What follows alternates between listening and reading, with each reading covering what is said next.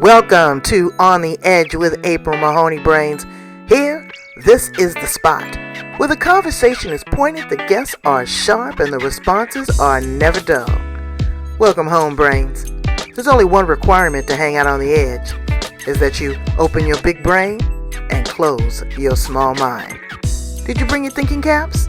It's time to put them on, because the conversation starts now.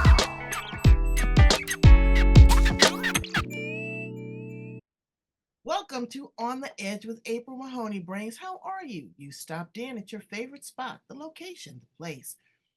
Conversation is pointed, the guests are sharp, and the responses are never dull. We're going to the UK. Yes, across the pond. We are going to be visiting with Giovanna Franklin. We're going to talk about her exciting book, Gifts from the Earth. She is an international homeopath. We want to find out what that is. It's all the rave now. People are really turning to that modality for spiritual healing, for physical healing, for nutrition. It's a whole mindset, it's a whole lifestyle change. She's originally from Scotland.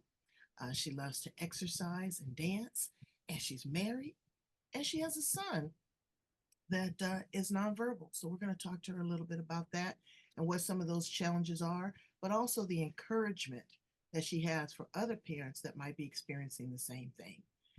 How are you, Giovanna, and welcome to the show. Hi, thank you so much for having me. I'm great. Well, good. So tell my brains how you show up in the world. Right. So I showed up as a homeopath about 10 years ago. So I've been practicing for 10 years, but really what brought me here was my son, because to be completely honest with you, I had no idea what this thing, homeopathy, was before before my son was diagnosed with autism. And at the time, he was nonverbal and he had all sorts of challenging behaviors. And I was really looking for some solutions, some answers, anything that could help, because I could see, it was frustrating. And if anybody has any experience with children with maybe ADHD or autism, and you can tell that these children that I call complex kids, they're not happy. And as a mother, as a therapist, as a human being, all you want to see is a happy child. You're not even thinking about, cure or whatever. You just want your child to be happy. And my child was not happy. He could not express himself.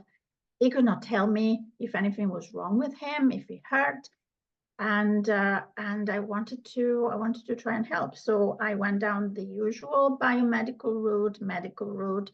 I did so many tests, I can't even tell you.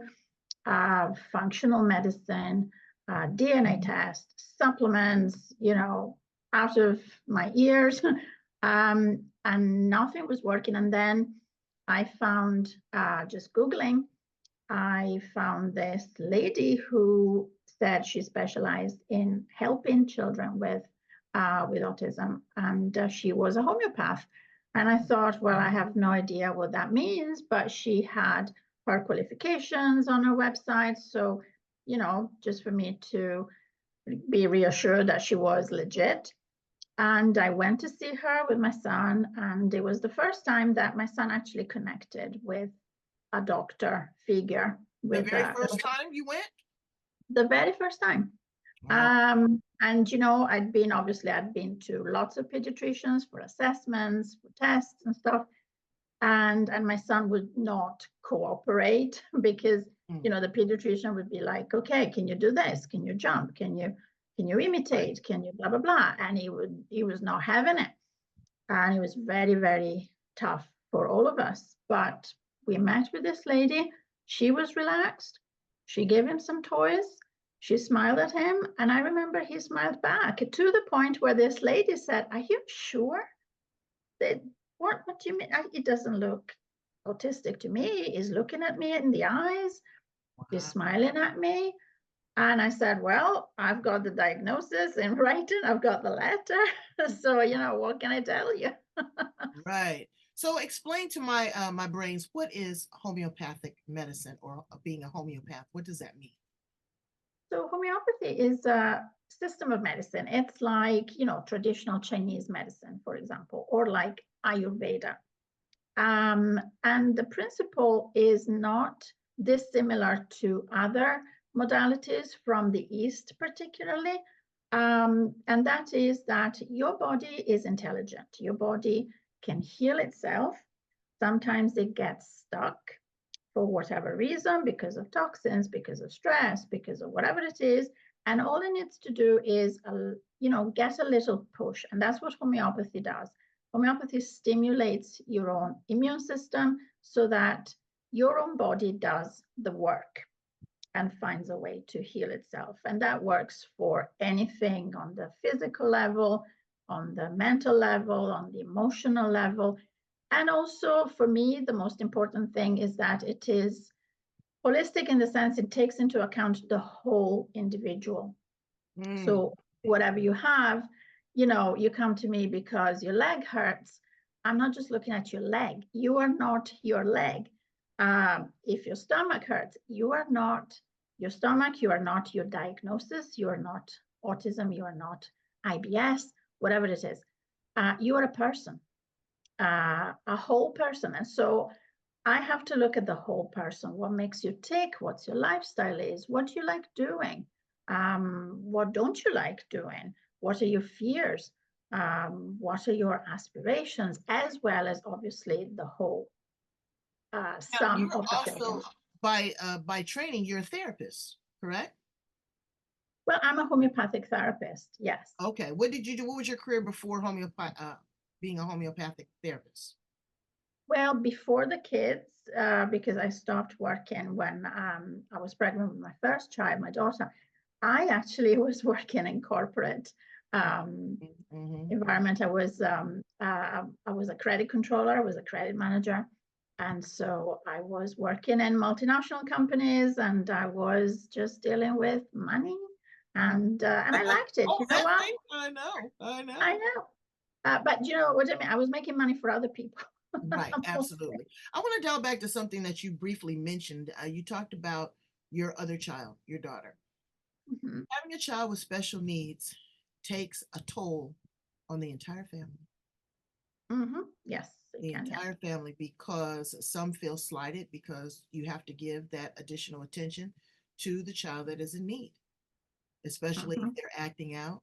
Socially, it takes a challenge on the entire family because you don't know what mode or what feeling or what emotions may spring up when you're invited to dinner or invited to a birthday party or when people come over. A lot of times people like to, they like to whisper because they don't understand. And Yeah. they go, well, can't you control that? Can't you control that behavior? If I could, we wouldn't be in this situation. What do you say to the person right now that's struggling with those emotions? Um, well, I was really blessed. I have to say that I was blessed because my daughter is only 2 years older than my son. And for whatever reason, she always took her little brother in her stride. Oh, that's And so I remember one instance that really surprised me. So my daughter was about um, 6 years old, and my son was 4, and he was still not talking. And they were all playing outside in the backyard with the neighbor's kids. And one of the neighbor's kids, he was young as well, and he asked my daughter, "Why is your brother not talking? What's wrong with him?" And my daughter just said, really calm. She said, he's not talking now, but he will start talking. By the time he's 5, he will be speaking. And I don't know why she said that, wow. where it came from. Do you know what? That actually happened, by the way, because he started talking after that. But she was really that calm. She didn't get offended. She didn't get irritated. I heard her. I just overheard. I was in the house. I had the door open and they were playing just outside at the back of the house. And I heard that. And I thought, oh, wow, that's good. That's a good answer. I don't know why she said that, but um, Patience, patience is something that you learn when you have any family member with challenges, with health challenges, whatever it is. You learn patience, and you learn that you can have all the plans in the world, especially when you have a child. You start thinking, oh, I wonder if he will go into music or engineering, or and you start thinking about, I don't know, university and marriage and this and that. And some parents have said to me, when they got the diagnosis for their child, it was like a bereavement, because the All their dreams. vision, yeah, the dreams, the person that they thought their child would grow up to be was dead. And I say, well, first of all, do not have expectation. Do not let anybody tell you what is not going to happen or what your child is not going to achieve, because nobody can tell you that. Absolutely nobody can tell you that. And I just took a conscious decision, because I asked when we got the diagnosis, so what's the prognosis? What do you think is going to happen? He was not potty trained even at the time. Can I potty train him? Is he going to be potty trained? Is he ever going to speak? And they were like, well, no, probably not. And they gave us, these leaflets, how to cope with a child, blah, blah, blah. And that really actually made me angry, because one thing I didn't want to do was cope. I don't like the word cope. Right. I don't cope. I don't cope well. And I get that, but again, medicine is not a perfect science either. And exactly, you're dealing with individuals that are best guessing based upon their experience. They've seen this all the time. There are parents that are willing to cope, but you step beyond that. You wanted to revisit it. You wanted to rectify it. You want to make his life as easy as possible. I have a neighbor across the street that her son is, he has special needs. And let me tell you, I see him get on that bus, and he has his clothes, and he's sharp as a tack. He goes to work wherever he works at the day and comes back, got a little girlfriend. I mean, and she said that they're thinking about getting married. So we don't know what's trapped inside of that individual. Exactly. And it's hard for them too, because they're saying, how come I can't do this, or I don't want to do this? So what was the experience when your son first started to talk? I bet you couldn't believe it. It happened really, really so slowly and so gradually. And so, yes, I was really excited the first time he said his first word was car. Wow. Because he was always interested in cars and trains, it still is. But the thing that really made me cry was when the first time he actually called his sister's name, because he always loved his sister. He was very, very close to his sister. And the first time he said her name, Lara, that was amazing. That was really amazing. Even better than saying mom, exactly. To be honest.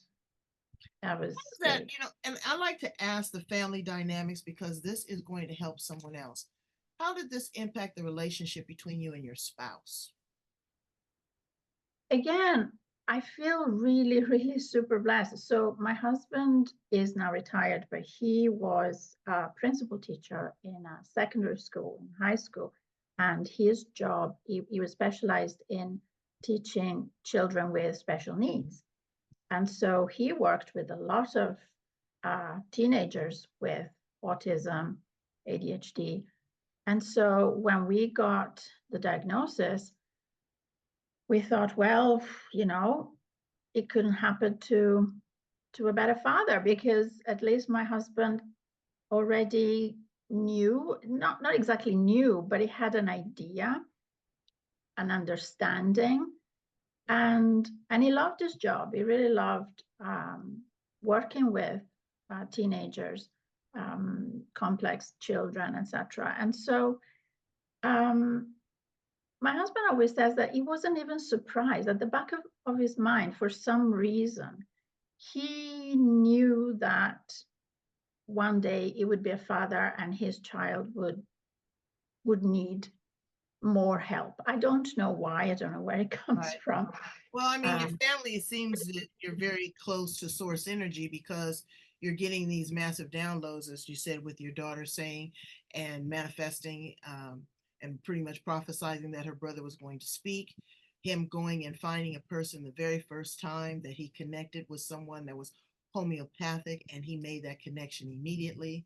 Your husband being supportive to you and the family, already working in that zone of genius with children, and you having the courage to step out of, coping and to make a difference. So you are very fortunate. You are very blessed, and I'm so happy for that. Um, Talk to the parent right now that may have an autistic child that might want to try this modality. Now, brains, I always like to give a disclosure because everything doesn't work for everybody. Sometimes, Absolutely. sometimes there's situations where you need medication, you need special help. You might need a placement program for your child.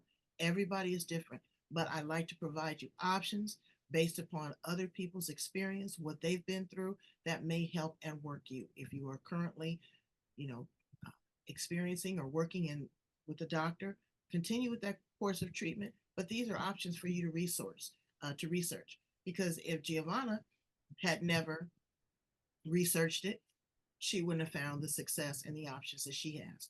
So give them some options and some choices and some things to look for or look to.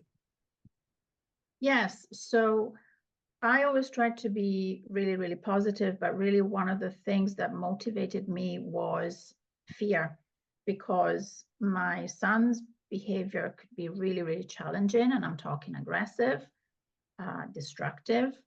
And my fear was that eventually, if we couldn't do anything, if we couldn't find any solution, we would have to resort to medication. And I really did not want to do that because I know the side effects. And I see other children on medication. And I really did not want to do that unless really that would be the last resort for me. So, so I would definitely say that any holistic, and I mean, homeopathy is obviously is my favorite because I tried other ones, but of course I'm homeopath, I'm biased that way. But if you can find anything that is any modality that is safe, natural, that does not give you side effects, and homeopathy is all of these things, then that's the best option. And it's not just my son, because obviously I help other families now. I had years ago a mother who came to me because her son, he was 12 at the time, and he was growing and he was getting physically bigger and stronger, and his aggressive behavior was becoming really a problem, to the point where he was destructive. He could kick through the door. He was destroying furniture in the house, and the mother was scared for herself, for the younger siblings, and she didn't know what else to try. And we tried a couple of very, very simple remedies, and it really transformed the child. He calmed right down, and he could sit down. He was homeschooled, and he could sit down, take his lessons, get on with his siblings. It was a complete transformation. So, I mean, it is possible. And what I would say is at least try, because I've also seen children who come to me after trying medication. And again, medication sometimes works fantastic for some people, for some children, but not for everybody. And the side effects can be really, really worrying. So it does take some research, and again, some And getting patience. the medication right. Yes, It's not just the first cocktail that you put together. You absolutely. gotta, Yes, you gotta give yes. it 2 months, 3 months, sometime to kind of work in the system Of and see how course. it. Yeah. And so there's trial and error there. But Yep. again, Uh, I've been studying nutrition. Mhm. The book, I'm being honest with you, I'm at the point now it's boring. But I am determined to listen through it because I know that it is a precursor to something more powerful that's going to come in. They've got to lay the groundwork. Is there a lot of nutritional things that parents look, because it goes down to the genomes, it goes down Yes, to the nucleus. yes, And so yeah, what we have to really understand is that it's not just superficial. It's not just a behavioral thing. It could be something that has been passed down through the family. It could be something that could be corrected naturally. mhm, So I'm glad that you agree with me on that. Also, self-care. Talk to the mother that is pouring 200% into her child and not giving herself anything. There has to be a sense of balance, because if you're completely depleted, you're no good to yourself or your child. You're running on empty. What would you say to her? yes. That's the reason why whenever I have a new patient, a person, a parent, usually the mother who comes to me, can you please help my child, blah, blah, blah. I say, yes, but you have to come into the therapy as well. You have to be treated as well. I do not just treat the child, because no child lives in a vacuum. There are family dynamics. There is, like you say, there's a genome. So it's a good idea to look at the family, look at the medical history of the whole family, and look at the mother, look at the person who looks after the children and help that mother. Because I know, and sometimes it's a struggle, because the mother will say, no, no, no, no, my child first, fix him first and I'll be happy. If he's happy, then I'm happy. And I'm like, well, actually, it's the other way around. If you're happy and if you are balanced and if you're healthy, you can help everybody else. It's like, when you're on the plane and they tell you you need to fix the oxygen mask on yourself first, and then you can help everybody else. Otherwise, it's not happening. So absolutely. Yeah, Yeah. I do And help the having mother. that, it's a different mind muscle that you're Yeah. exercising, and you have to have that conversation with yourself. A little time, 15, 20 minutes a day. Delegate things. Find a caregiver. Find someone that your child, there's somebody in the world that your child trusts, that you need to Yeah. trust as well. That can come in, that you can go and get your nails done, or you can go for a walk, or you can go and have lunch with a friend. You need to be able to do that. You cannot be on a 24-hour clock, because it's not good for you, it's not good for your relationships, and ultimately it's not good to your for your child, because they become so dependent upon you that Yeah. independence is fleeting from them. And you Yes. again want to give them some sort of independence, that they will Mm-hmm. be able to live their life. Yeah. And it's really different. Did you explore sign language with your son? I didn't want to. And again, this is personal choice. And I know that everybody's different. I did not want to, because I did not want to give up on the idea that my son one day might talk. And I did not want him to learn the sign language and then rely only on the sign language. I really wanted to concentrate on the speech. Yeah. And again, it's a That's big personal down choice, here. All of my the next generation of younger kids, and I'm seeing their kids, and they're saying, thank you and all. And I was like, what are that? They say, well, they're not talking yet, so we've taught them sign language. And I was like, that's pretty, innovative. It's a different way of communicating. That could be an option for some parents, but if you can't get them to focus, that might be a challenge as well. But repetition, they're going to see yes. things. That's how he Yeah. probably Yeah. learned a lot of things, too, by repetition, watching his Yes. sister and his Yeah. dad, and you. Yeah. So that's good. And also exposing him to new stuff, because I noticed, and I tell this to all parents of children, of complex children, because they may be. I was having this conversation with one of my patients, actually, the mother, the other day. I said, but do you ever go to restaurants? Do you go to cafes and things? And she said, no, we don't, because he can't sit still and he'll make a scene and he's very picky with the food. And I said, yeah, I know, I understand. I mean, we were kicked out of restaurants, a few times years ago, and it's not pleasant, but keep doing it. Maybe go to a cafe when it's really empty, during the week, and a time that it's not busy. And even if it's only for 5 minutes, get them used to it, because every time you learn something, and that's the other thing, you think that they don't pick up new stuff, or they don't learn, or you think that they don't listen to you because maybe they're not looking at you, they don't have good eye contact yet. Right. And you think he's not even listening to me, but they are. They totally are. And they do absorb. And every time you have a new experience, the brain creates new pathways and gets bigger, expands, and receives that experience and remembers that experience. And little by little, you will see the progress, you will see the difference.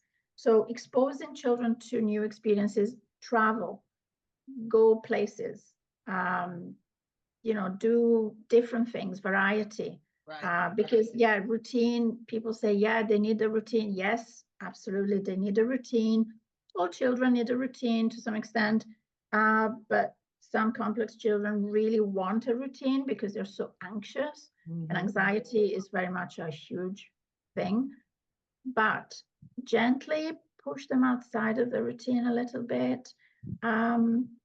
Make them understand that, if something happens and you don't have the same routine that you have every day, it's not the end of the world. You can adjust, you can be flexible. And it might be something that you like. It might be fun. Exactly. And it might, yes. My son, usually when you say, oh, let's go here and there, his first answer is, no, I don't want to. But then I say, but come on, let's do it. And then we do, and then he likes it. Absolutely. It's just like introducing them to green beans. Yeah. If you give it to them just straight green bean, they may not like it. But if it's sauteed, or if it's Chinese food, or it's in the sauce, they love it. Yes, do so something. Let's talk about gifts from the earth. I'm noticing and I'm surmising a ring that you have on your finger. Is that lapis stone? It's a Larimar. Larimar, which is a communication stone, right? Yes, usually blue stones tend to be, you're right, communication stones, because they're linked to the throat chakra, which is blue traditionally. So it's communication, and also serenity, and I like my bling. I like my stones. So. I know. Pull your book forward. Let's get a look at that. The book, yes. So this is about, in a sense, bling. So it's gemstones in homeopathy. How to use gemstones in homeopathy, because everybody is familiar with crystal healing, crystal healers using the actual crystals in a certain way. I don't do that, but in homeopathy, you can make what we call remedies, medicine, with anything and everything in the universe. And I mean everything, including gemstones. And when you do that, because the process of making homeopathic medicine is really dilution and dynamization, when you do that, the properties of that particular gemstones are amplified. They get even bigger and more powerful. I noticed that someone had given me an infused water bottle with quartz, and on my desk, I always have crystal energy, some sort of crystal energy. I believe it. I'm a Leo. Oh, absolutely. I've got my fruit salad. This is my fruit salad. Oh yeah, absolutely. I got a little fruit salad over here too. Of things. That's great.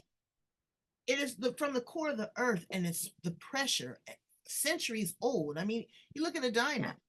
A diamond will not grow without pressure. Look at a pearl. A pearl will not without pressure. So these crystals do have energy, and they have healing property. There's people that say, oh, that's hoo-hoo, that's witchcraft, that's magic. Well, go back before the Bible, and you will see how people have used these things to Yeah. heal, to draw the energy, to take away negative energy.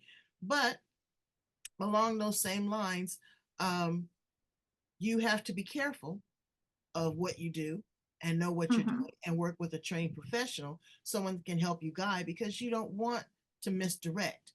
There's a lot of forces and energy in the world that aren't always positive as well. Now we have to keep it 100, so we have to know what we're doing, especially if we're making tinctures or we're making topical, something that is going to actually go into the body. Wouldn't you agree? Absolutely. Yes. Yes. And the work of the homeopath is to match the right remedy to the right person. And so, yes, you're totally right. And I love that you bring up the pressure that these gemstones are go through in order to become beautiful crystals and sparkling crystals. And it's kind of like a metaphor for people who go through a lot of suffering and go through the other side, and they're still, and they learn from it, and they're still, and they become better for it. To me, that's someone who works well with gemstone remedies, for example. So someone who might still have health issues, and obviously that's why they come to me, but their life story is a story of a lot of trouble, a lot of trauma, a lot of suffering. And instead of turning that person into maybe someone bitter or angry or depressed, these people, yes, they have their battle scars, but they are wonderful. They are positive, they're compassionate. It's like the suffering forges them and turns them into a gem, into Absolutely. a beautiful, sparkling Absolutely. crystal. And I see that in people, and that's actually how I started working with more with gemstone remedies. That's, Um, that's really cool. So let's have some fun questions about you. Let's change the subject. Let's go somewhere else. Where in the world would you like to travel that you've never been before?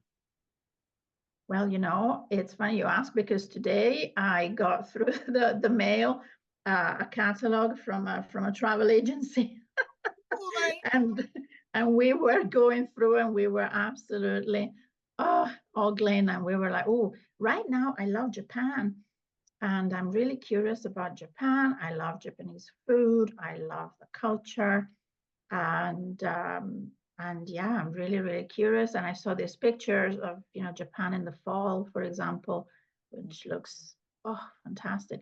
But also, I would like to. There's a colleague of mine who has become a friend as well, and she's from New Mexico. She came over here a couple of months ago, and we met up. And I would absolutely love to go to New Mexico. And I don't know, for some reason it There's a lot of healing there, and also I heard the aliens are in New Mexico. Yes, that's true. And South America, aliens in South America, I watch a lot of I watch a lot of weird stuff. But anyway, the sightings of aliens in Mexico, I mean, it's like Mexican people are like, yeah, whatever. It's another Tuesday, you know what I mean? Like they're so I used just to don't it. understand why as human beings, our scope is so limited to think and to be so naive to think that we are the only life source energy in the galaxy. I can't believe that. I just can't believe it. No, it doesn't make any sense, It does doesn't it? make any sense to me, but people think small. What planet are you from? If you could pick a planet in the solar system, which one do you think that you'd be from? Hmm. That's a question that my husband probably asks as well. He's probably wondering too. Um, I like Uranus Mm, because it's the crazy planet in astrology. yeah, yeah. I think I'd be from Saturn. I like all the rings and the force and the energy and just the colors, and I just really think that it just is very strong. You know, uh, Yeah. I like Saturn. If you were an appliance in the kitchen, Giovanna, what appliance would you be? Or the oven, probably, Uh, because I'm baking a lot all the time. I love cooking, I love baking. So yeah. And I use the oven a lot. yeah, I'd probably be the refrigerator. I just want to chill. I just want to be somewhere cool and eat. I can freeze you, preserve you, thaw you out, cook you. I'd like to be that. If you were an animal, what animal would you be and why? Right now, I would be a snake. And that's because I've been working with snake remedies in homeopathy. You know, you can make remedies, medicine from snake venom. And right now, they're helping a lot of people, a lot of my patients, but they also help me. I had whooping cough in April, and it was tough. And the only thing that the remedy that helped me was a snake remedy from the king cobra. Wow. And I do like. I mean, Can you just go into a place and say, hey, I'll take 2 ounces of that snake venom over there? Or do you have to go out and wrestle one yourself and get it from his fang? well, like I said, they are highly diluted substances, and there are pharmacies. I mean, there are homeopathic pharmacies in the world. So that's where you get your remedies from. And the cool thing is that they are the same all over the world. So for my US patients, for example, the remedy is the same, exactly the same, is prepared in the same way, has the same name as in the UK, as in India, in Australia. They're all the same. So that So would be it's your very practical. homeopathic pharmacy. Yes, because But there that are would not be homeopathic something pharmacies. that you would recommend people to just go out on their own. They need to be under the care of a trained homeopathic. Yes, if it's something that is chronic, absolutely. If you're talking about an acute, and what I mean by that, like you hurt your knee, you fall, or you get a insect bite, there are things called homeopathic first aid kit, and you can learn how to use them. There are lots of online courses around all over the world. I mean, I give first aid classes, but there are absolutely everywhere. And you can learn, and you get a kit, and you can learn to help yourself and your family just for small things, like a fever or a cold or something like that. But for other things, chronic things, yeah, definitely you need And if you had a conversation with a 25-year-old Giovanna Franklin, what would you say to her? Oh, let me think. What was I doing? 25-year-old. Oh, hmm. Um, I would say you don't, you haven't seen anything yet. I thought I had it all figured out. Um, The best is but yet to come. yes, yeah, definitely. So tell my brains how to get in contact with you, Giovanna, if they want more information, if they want to explore this modality on a deeper level, they want a consultation, or they want to purchase the book. So my website is called homeopathyheal.co.uk. So that's